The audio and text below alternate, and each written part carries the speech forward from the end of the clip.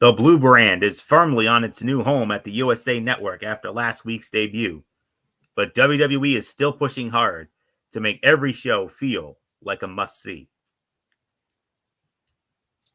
Hey there, welcome everybody to this special edition of the Cerebral Smack Talk. I am Anthony Florio, sitting in tonight for good old MF Michael Fletcher. Unfortunately, MF is not feeling well this evening, and we hope to have him back with us on Monday night for Ridiculously Raw. So I will be sitting in for him as host tonight, and I am joined by the Phenom, Michael Bullock, and we were supposed to have a SmackDown chat last night, but, I had a family commitment, and so we had to postpone it, but I guess you could consider this a makeup SmackDown chat, if you will, even though we're not watching the show. But, Bullock and I were going to have a SmackDown chat anyway. We're going to talk about last night's show. And also, we are also going to give our thoughts on tonight's edition of AEW Collision as well. So with that being said, let's dive on in. First things first, last night, Friday Night SmackDown on the USA Network from the Golden One Center in Sacramento, California, the home of the NBA Sacramento Kings. And we started it off with a match.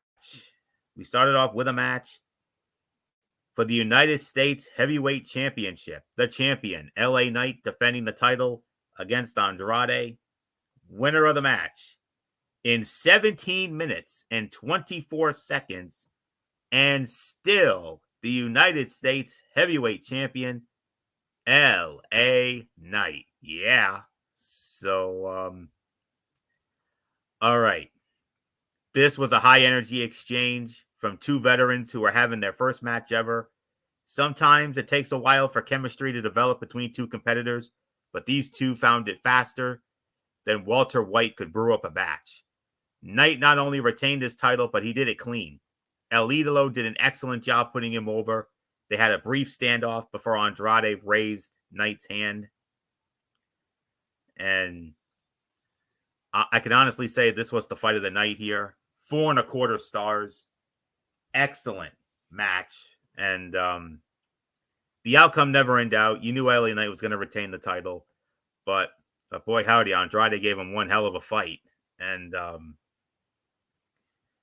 well, Andrade, he's got to go back to Carmelo Hayes again. We thought the series was going to end after 5. No, it looks like we're going to go to 7 here because we got a match 6 coming up next week.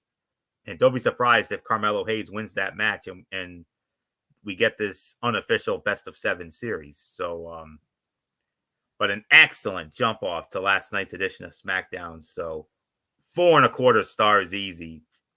There was a little sloppiness towards the end, which prevents this from teetering on 4.5. But this was definitely a 4 to 4.25 star match. For me, the fight of the night, no question about it. So, so not much more to say here. So Michael Bullock, come on in. LA Knight defeating Andrade, 17 minutes, 24 seconds, and still the United States Heavyweight Champion with everybody saying LA Knight. Yeah. Your thoughts? Yeah. Now, this is how you jump off this edition of SmackDown with a match like this. I mean, 4.25 stars. Yes, I would have given it 4.5, but like you said, there was some sloppiness near the end, but that's definitely not to take away from what was an incredible match. I mean, Andrade gave LA Knight all he could handle. But at the end of the day, this was the right call. The champion stays the champion. So, really got nothing more to say. So, let's move on, Florio. Okay. And we move on now to... All right. Then we had this excellent video here. Roman Reigns and the undisputed WWE champion, Cody Rhodes, face to face in the middle of Bobby Dodd Stadium, the home of the Georgia Tech Yellow Jackets. Of course, Georgia Tech was where Roman Reigns played his college football. And they had this long stare off WWE aired a video showing Roman Reigns and Cody Rhodes meeting on the 50-yard line of the Bobby Dodd Stadium. It was heavily produced with music and several cameras. It looked good, but nothing about it felt genuine or impromptu. And so I'll just set it up like this. They were shown arriving at the stadium. They met on the 50-yard line. Roman asked Cody to see the ground he stands on and let him know that everything he can see was his. He said he shed blood, sweat, and tears on this field, and that made it his. Roman then said if it was his field, it was his field, it was his stadium, and his city. And he asked Cody what he had done for his city. And Cody responded with the fact that center stage was down the street and an arena they used to call the Omni is across town. He said generations of his family have bled for and in this town, and it might be his stadium, but this is his home. And Roman reminded Cody that he was in a no-win situation. He said he had nothing to lose. They took Jimmy, Paul Heyman, and his bloodline, and now he's a man without a country. He said he's a man with nothing to lose. Cody said that if he was supposed to be surprised, he's not. He reminded Roman that before their first WrestleMania match, he would end up a chief without a tribe. And Cody said WWE had a tribal chief and a WWE champion, but it wasn't him. Cody then said that he was no longer the biggest box office or the instant WrestleMania main event. He was just a guy who they used to call Roman Reigns. And then Roman asked what Cody wanted, and Cody said, "I want your word that you will have my back, so I can have yours." Roman agreed, but told Cody that when it was over, he was coming for the title that was his. He went to leave. But Cody stood in his path and said it wasn't his to take. Roman said that he was in his way in life. He then walked off when Cody relented. Michael Bullock, all I can say is a lot of universal praise on social media for this. A lot of people called this cinema, and this video was absolutely cinema. Oh yeah, this video was definitely cinema right here. I mean, this was. I mean, there was. What more can be said? I mean, this was a stare down, and like you said, both agreeing to have each other's back. So, yeah, we'll wait and see what happens when this match does go down. But the way they did this tonight was just absolutely spot on. It was perfect. I enjoyed it. So, really got nothing more to say. It really, really adds build to this tag team match at Bad Blood. I mean, we know Solo and Jacob are gonna they trust each other. They're gonna get along. But the ultimate question is, will Roman and Cody get along? We'll have to find out. So it's yours, Florio. Yeah, we shall find that out in 2 weeks. 2 weeks' time, we'll find that out. The rumor going around is that they want to do Cody and Roman in Saudi Arabia. That's just a rumor now. Read into that what you will. But I read a couple of things, a couple of dirt sheets, and saying that the plan is that they want to do Cody Rhodes and Roman Reigns for the title in November at Crown Jewel in Saudi Arabia. Boy, Saudi Arabia would be the biggest match in the history of any Saudi show in history. No question. If they do that. But read into that what you will. As far as this goes, excellent video package. Really high quality production. And both Cody and Roman felt big time in the process of telling their story. The eventual rematch between the two of them will be big business. No doubt about that. Then we had Giovanni Vinci squaring off against Apollo Crews. We got a cutout here. And just like they did a few weeks ago, Apollo Crews defeats Giovanni Vinci in short time, 1 minute and 41 seconds. Yeah, another week, another embarrassment for Giovanni Vinci. Hopefully they have a payoff in mind for this that's worth it. Short and uneventful match. but at least the handful of moves we saw looked good. And if this is how WWE is trying to push a repackaged Giovanni Vinci, it's a very confusing strategy. I have every right to give this a dud, but well, we're not going to talk about it anyway. But if I had to put a rating on it, I would be generous and give it 1 star for the effort. But that's just me. So, how embarrassing. All right. But we're definitely going to get into this next match. This was the big tag team matchup. And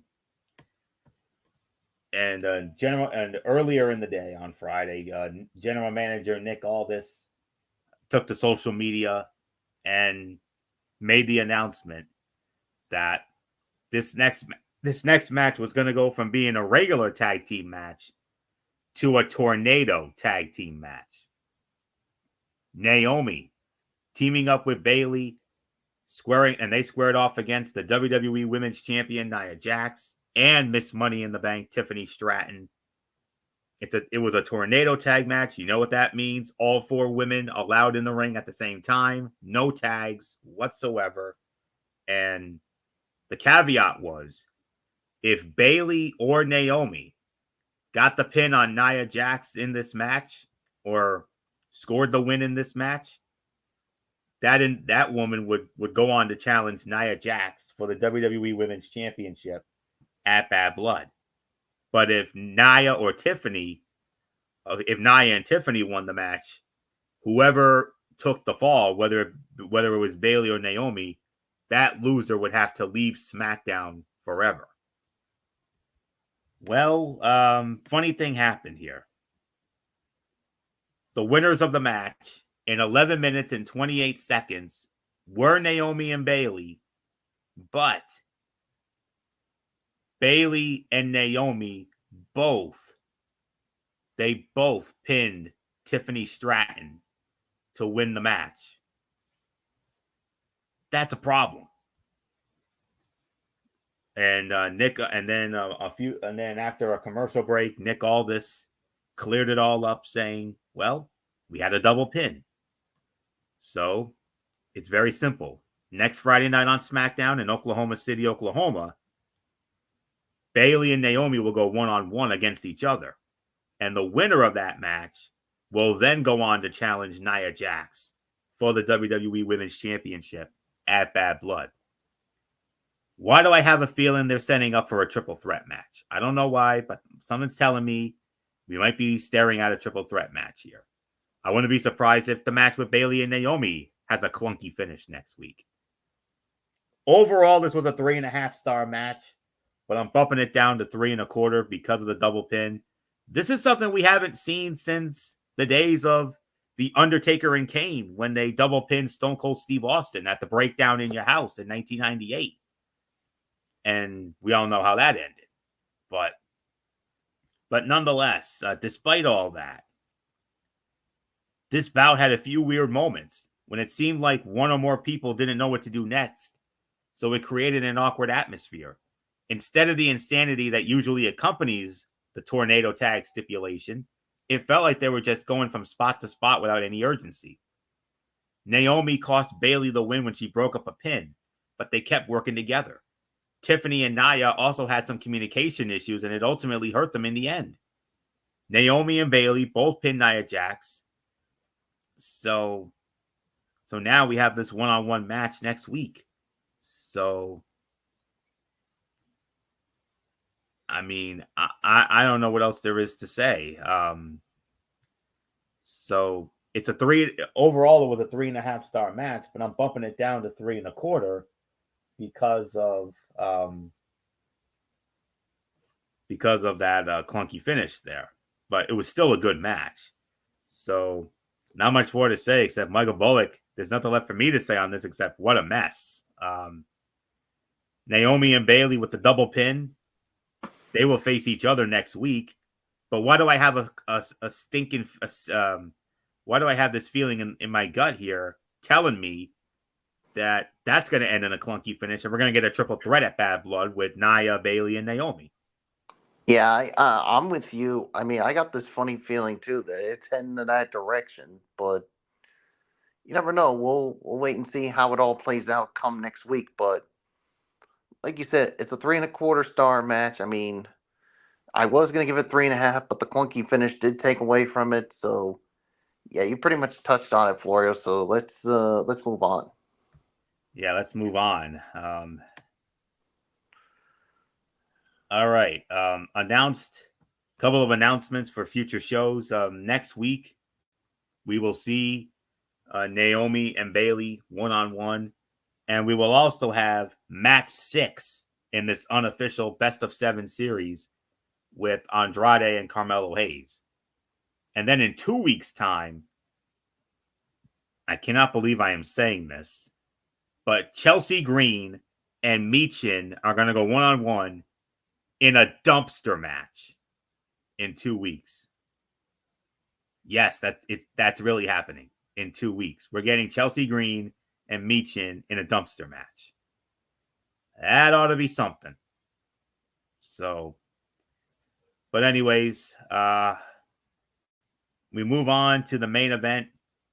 Now, this was originally supposed to be Kevin Owens teaming up with DIY, Johnny Gargano and Tommaso Ciampa, to square off against the Gorillas of Destiny, Tama Tonga, Tonga Loa, and Jacob Fatu of the Bloodline. But the Bloodline took out DIY before in the backstage area before, shortly after Kevin Owens made his entrance for the match. But Kevin Owens had some backup anyway, in the form of his longtime friends, the Street Profits, Montez Ford and Angelo Dawkins. So it was KO and the Street Profits against the Bloodline in last night's main event. And the winners of the match, well, actually, no, the match was declared a no contest. The referee threw the match out after 14 minutes and 38 seconds. I mean, Michael Bullock, what do you make of all this? I mean, 14:38, it ends up being a no contest. Cody comes out afterwards, and it looked like we were gonna, and they teased us yet again with this supposed heel turn of Kevin Owens. Yeah, they tease us again. I mean, part of me saying it's going to happen, but now I'm leaning more towards, you know what? I'll believe it when I see it actually happens. Yeah. I mean, they've been teasing us with this for so long. I mean, if you're going to tease us, and hey, I mean, let it happen. But now I'm getting to the I'll believe it when it happens. So, man, you know what? I mean, it's 14.5 minutes, no contest. I mean, part of me wants to give it an NA, but this was such a good match. I'm going to give this about 3.25 stars. I mean, I was going to give it 3.5, but the no contest did take away from it a little bit. So, but yeah, I mean, just a lot to make out from all this. So it's yours, Florio. I'm actually going to be more generous on this one. I'm actually going to give it 3.5 to 3.75 of a star. While some of what we saw here was good, it was not a perfect match by any means. Jacob Fatu was the standout from his team, which helped make up for Tonga Loa having some issues. It ended in a no contest decision once the referee lost control of everyone as a brawl broke out. DIY limped down the ramp to help KO and the Profits, but they were quickly taken out. Cody Rhodes brought a chair with him and helped clear out the Bloodline. Owens looked like he may attack Cody with the chair, but chose not to. They shook hands, but KO looked upset. And that's really all there is to say on that. So this is about 3.5, teetering on 3.75 of a star. Second best fight of the night. So overall, last night's SmackDown felt very different and seemed like a good indication of what WWE's production may look like going forward. The Blue Brand seems to have settled into a 4-match structure, which can be fine if all 4 bouts are good. But if one is a squash, it feels like an incomplete show. The biggest difference was how video packages were presented. Roman Reigns and Cody Rhodes had a segment that was unlike anything WWE has done before. And And Chelsea Green also had a video that was filmed to hype an upcoming match against Michin, but hers was more comedic than anything else. Andrade and LA Knight was the fight of the night, but the main event had some fun moments also. Overall, it was an uneven show at best. So I will give this around somewhere around 7.5 or so. So leaning more towards 7.5 though. So not much more to say on that. So Michael Bullock, your overall thoughts, and then we'll get into AEW Collision. Yeah, 7.5 is my rating for it. I mean, I thought it was a good show. I mean, it could have been better in some areas, but not really all that much to complain about. So now let's get into Collision. AEW Collision. Yes, indeed. So bear with me for a moment here. Okay, I think I got it. Hold on.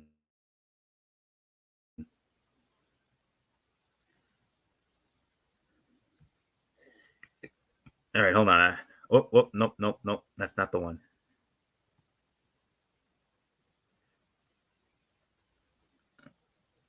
Oh, I think I have the right one. Let me see. Okay, I do have it. Okay, great. All right. AEW Collision live from the Mass Mutual Center in Springfield, Massachusetts on TNT. And we kick things off with a bunkhouse brawl for the Ring of Honor World Tag Team Championships. The champions, Dustin Rhodes and Sammy Guevara, defending against the challengers and former Ring of Honor World Tag Team Champions, Matt Taven and Mike Bennett of the Undisputed Kingdom. And the winners of the match in 13 minutes and 15 seconds, and still the Ring of Honor World Tag Team Champions, Dustin Rhodes and Sammy Guevara. Great way to start it off here. Now, Bunkhouse Brawl, when you think about Bunkhouse Brawl, the first name that immediately comes to mind, of course, Dustin's father, the late great American Dream, Dusty Rhodes. He's the man who put that match on the map, and he had a lot of legendary legendary Bunkhouse Brawls back in the day. And Bunkhouse Brawl, it's basically a hardcore match, with like a country Western twang on it. They use cowbells and bull ropes and the whole nine, just like Dusty used to back in the day. And but anyways, hold on, I forgot to do something here. Hold on. With Grand Slam coming up next Wednesday and Wrestle Dream following on October 12th, AEW also spent some time setting up stories and matches for those shows. And this is what happened on tonight's show. And as expected, this was pure chaos from start to finish. We saw chair shots to the head. Yes, unfortunately, we did. People crashing through tables covered in barbed wire. Some kendo stick strikes. And we even saw a cutter from the apron through another table. The crowd was loud and cheering for every big spot. These are four guys who have all proved to be versatile talents. So it shouldn't surprise anyone to see them working well together in a wild bout like this. It wasn't perfect by any means, but it was a fun bit of mayhem to kick off tonight. All four men were bloody, battered, and bruised by the time Sammy Guevara scored the pin to retain the Ring of Honor World Tag Team Championships. And that's really all I can say on that. So for the effort, I'm gonna give this 3.5 a solid 3.5 stars. And I thought it was a very good start to the show. So not much more to say here. Michael Bullock. Dustin Rhodes, Sammy Guevara defeating Matt Taven and Mike Bennett 13 minutes and 15 seconds to retain the Ring of Honor World Tag Team Championships in a bunkhouse brawl. I don't know if you've ever seen a bunkhouse brawl before, but your thoughts? Yeah, I thought it was good.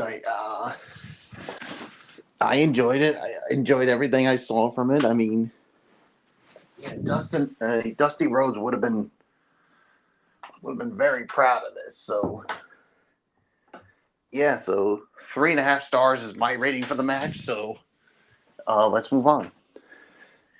Okay, and we move on. All right. We then had a trios match. Well, they call it a trios match. We call it a 6-man tag team match. Ring of Honor World Heavyweight Champion Mark Briscoe teaming up with Kyle O'Reilly and Hologram. They had Rocky Romero in their corner, and they went up against the premier athletes, Josh Woods, Arya Davari, and Tony Nese, with Smart Mark Sterling in their corner, please. Winners of the match in an even 9 minutes. It was Mark Briscoe, Kyle O'Reilly, and Hologram. So, Michael Bullock, your thoughts as Briscoe, O'Reilly, and Hologram winning the match over the premier athletes in an even 9 minutes. Yeah, I thought this was a fine match here. I mean, 2.5 stars is what I'll give this for the effort here. I mean, yeah, the outcome was never in doubt here. I mean, I knew this team was going to win, so nothing more to say. It's yours. Yeah, no question about it, Bullock. You're absolutely right. Predictable outcome. But I'll say this was a high energy match, but it didn't feel like there was a cohesive story. It was as if they were following a pattern, one we have seen in many AEW trios bouts.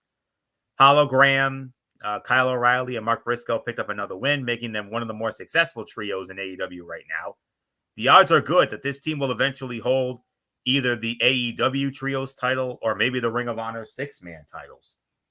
But I'll give it I'll give it a solid 3 stars for the effort. So that's all there is to say on that. Next up, we had an eliminator match for the Ring of Honor Women's Championship. The champion, Mariah May, squaring off against Lady Frost. Of course, you know how eliminator matches work. If the potential challenger defeats the champion, that potential challenger will be guaranteed a title shot at a later date. Unfortunately for Lady Frost, she will not be challenging for that AEW Women's Championship anytime soon because Mariah May won the match in 3.5 minutes. Bullock, do we want to talk about this or do you want to move on? It's fine with me. I just want to be sure. Move on. I figured as much. All right. I'll give a brief thought about it. Even though Mariah May had a size advantage, Lady Frost is strong enough to make it an even fight. Short but solid bout. They were working well together, but only had a few minutes. If I had to put a rating on it, it would be about 1.5. Definitely, easily the worst fight of the night. So with that being said, we move on to our next match, as it was Darby Allin.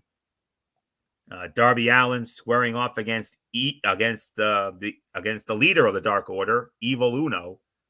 He had Alex Reynolds in his corner. Winner of the match, 5 minutes and 15 seconds. It was Darby Allin winning the match here. No surprise. It was not very long, but it was an intense and hard-fought contest that made Uno look tougher than he has in an AEW ring in years. Had this match had gone 5 more minutes, it could have been a potential show stealer, but it was good as it was, but it had the potential to be better. I'll give this a solid 2.5 stars for the effort. So not much more to say. Michael Bullock, Darby Allin defeating Evil Uno, 5 minutes and 15 seconds, giving Darby momentum going into what will be the fight of his life on Wednesday night when he goes up against Jon Moxley at Grand Slam. Especially with his AEW world title shot on the line. Yes, absolutely. So, yeah, I mean, he definitely gets momentum going into this. I mean, this was obviously the right thing, or the right call here because, like we just said, you want to give him momentum going into his big match against Jon Moxley at the Dynamite Grand Slam. So if he wins, he keeps his title shot. If he loses, that title shot now goes to Jon Moxley. So we'll see what happens here. So 2.5 stars. Let's move on. Absolutely. And we move on to our next match. We had another women's matchup, as it was Queen Aminata squaring off against Serena Deeb. Serena Deeb winning the match 10 minutes and 25 seconds. And Michael Bullock, what can I say? When it comes to the women's matches, this one was definitely the better of the two. Serena Deeb winning in 10 minutes and 25 seconds over our very game, Queen Aminata. 3.75 is my rating. Yeah, Queen Aminata was definitely gave Serena all she can handle, but yeah, at the end of the day, Serena Deeb just was the better woman here in this match. So 3.75, it's yours. Yeah. Unlike Lady Frost versus Mariah May, this bout was given 2 segments to breathe, so they had enough time to make this feel competitive and sell every move without rushing. The longer they went, the more physical this became. The crowd chanted, "This is awesome," to show its appreciation. Queen Aminata put up a great fight, but was ultimately pinned by Serena Deeb's detox finisher. Serena smiled and looked impressed by Queen Aminata after the bout. 3 to 3.25 stars, I definitely agree. And Aminata, I thought, was doing a good job keeping up with Serena during the chain wrestling sequences. Absolutely. So 3.25 for that. And we move on to the in-ring main event of the evening. What they called an all-star 10-man tag team match. FTW champion Hook teaming up with the Outrunners, Turbo Floyd and Truth Magnum, and FTR, Dax Harwood and Cash Wheeler. They squared off against Roosh, the Beast Mortos, Roderick Strong of the Undisputed Kingdom, and the Grizzled Young Veterans, Zach Gibson and James Drake. And the heel team wins the match in 24.5 minutes. Well, I'm not going to give it 5 because it definitely was not a 5-star match. I am, however, going to give it 4.5 stars. Easily the fight of the night here. No doubt about it. I will say this, though. Matches like this are a tough nut to crack. You want everyone to have a little time in the ring to shine, but you also want the flow to make sense and the action to be logical. Bouts with 10 people are difficult to set up in a satisfying way. We got a lot of fun action, but we also saw some sloppy moments and spots that served no purpose other than looking good. Those complaints aside, this was a good way to get a lot of talents on TV at once, and Roosh ended up scoring a surprising win for his team. I'm actually going to give it 4.25 to 4.5 stars. It was the fight of the night. So not much more to say on that. So Michael Bullock, Roosh, GYV, Roderick Strong, and the Beast Mortos winning this all-star 10-man tag team main event in 24.5 minutes. Wow. Yeah, what a main event in ring. What a main event here for the in ring action. Yeah, 4.5, 4.75. Yeah, I'm not gonna give it 5. I mean, if it gotten maybe like 5 more minutes, then I would have given it 5. But 4.5, 4.75 is nothing to sneeze at here. I mean, great work by both sides. So, yeah, there's really nothing more to say. It's yours, Florio. All right, and one last order of business here. Nigel McGuinness cuts a promo. He cut a very scathing promo on Bryan Danielson and Michael Bullock. You ever see Nigel McGuinness that intense? Wow. Yeah, there's been some bad blood, Florio, when it comes to Bryan Danielson and Nigel McGuinness, and it all goes back to, I think it was their days of Ring of Honor. Yes, it does. And I think it was always that Bryan Danielson that got the best of him, and for some reason Nigel McGuinness just can't let go of the fact that Danielson has his number. And basically, you've seen his Instagram post, Florio. Wearing that shirt, calling him a coward. Yes, I have. Let me tell you something, Mr. Nigel McGuinness. I once had respect for you when you first came into WWE, but ever since you joined AEW, you are nothing more than a low life scumbag and a piece of shit. And you want to know why? Not only because of what you've done with the insulting our boy, Brian Danielson, who I'm going to say it, Florio, and I know you'll agree with me on it. Brian Danielson is 10 times tougher than Nigel McGuinness. Yes, he is. And, of course, him pandering to Mariah May. I mean, did you see the way he was tonight? Yep. Oy. What is it you always say when somebody is like that? What do I always say? He's a brown noser. Oh, yeah. So I got a little message to you, Nigel McGuinness. I say Brian Danielson will be cleared, and when he gets in that ring with you, he is gonna kick your skinny little ass, and all of us here in the Yes Movement will be saying yes, Yes. yes, Yes. yes, Yes. yes, Yes. to that. So take that and stick it where the sun don't shine, Nigel McGuinness. It's yours. Even as someone familiar with the history and who wants to see the match, the decision to not have Brian Danielson confirm on Dynamite that the match will happen is baffling when the company has struggled to move tickets.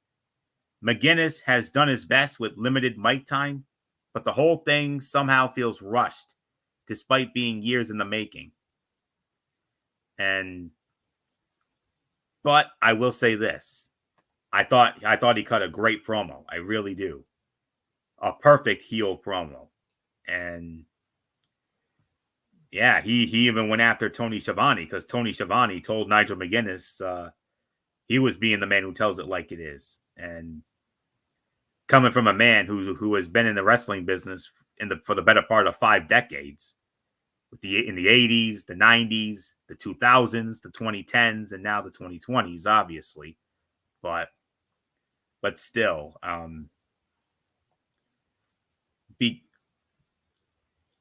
ending the show with this promo from Nigel McGuinness. And let that be another lesson to you, Nigel. Tony Schiavone knows more about wrestling than you have in your entire life. Exactly right. Exactly right.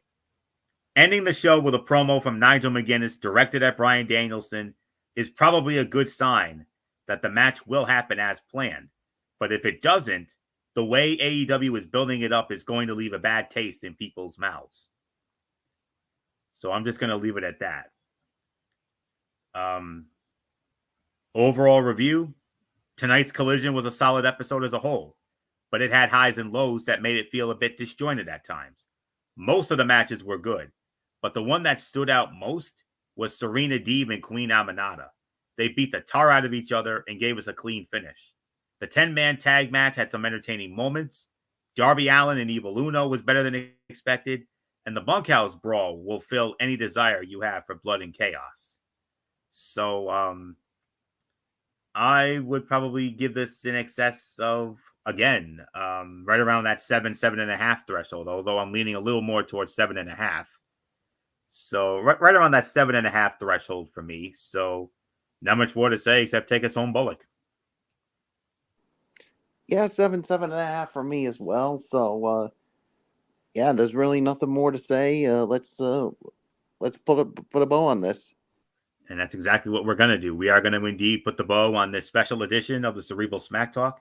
We want to thank you all so very much for tuning in as always. We will be back with you on Monday night, right back here on the Tone 25 for another edition of Ridiculously Raw, as we will review Monday Night Raw, as always. And it will also be the return of my traditional Tony's Take, as I will give you my thoughts on TNA Impact and NXT Level Up. And then Wednesday night, hopefully over on MF's channel, Race 95, another edition of Wednesday Night Madness, as we will review the final NXT on the USA Network before the big move to the CW. Of course, we'll also have AEW we will also have AEW Dynamite Grand Slam. And we will also preview Thursday Night Football on Amazon Prime Video. This upcoming week, we will see the Dallas Cowboys square off against the New York Giants in an NFC East matchup from MetLife in the Meadowlands. So we'll get into that on Wednesday. Thursday night, the Week 5 edition of TXN Sports World College Football Thursday, headlined by the early game of the year, Georgia and Alabama, which we're going to get next week. 1 week from tonight, we're going to see Georgia and Alabama throw down in Tuscaloosa. And let me tell you, that is going to be a heavyweight fight if there ever was one. Believe me. And then Friday, we have the Week 4 edition of TXN Sports World NFL Friday. We'll recap Cowboys Giants and we'll preview all of the remaining games for week number 4. And then from there, 1 week from tonight, we will have another edition of the Cerebral Smack Talk. Hopefully MF will be back for it. And that's it. So until Monday night for Ridiculously Raw, this is Anthony Florio here for the Phenom Michael Bullock. And in spirit, good old MF Michael Fletcher. We missed you tonight, MF. Hopefully, we're hopeful of having you back with us on Monday night. And of course, always and forever, the first lady of Talking Wrestling TXN, the one and only Twisted Angel Didi Woodson. You know the routine, everybody. Thumbs up. Talk to you later. Yeah, throw the Fortune Force style. Bye for now, my friends. God bless. Be good to each other. Have a blessed rest of your weekend. And until Monday night, for Ridiculously Raw, you've been watching this special edition of the Cerebral Smack Talk right here on the Tone 25 on YouTube and Streaming.com. And remember, my friends, no matter what anyone tells you beyond anything else, wrestling is indeed actually real. For everybody who has been a part of this one, for now, Anthony Florio, so long, and bye, everybody, bye.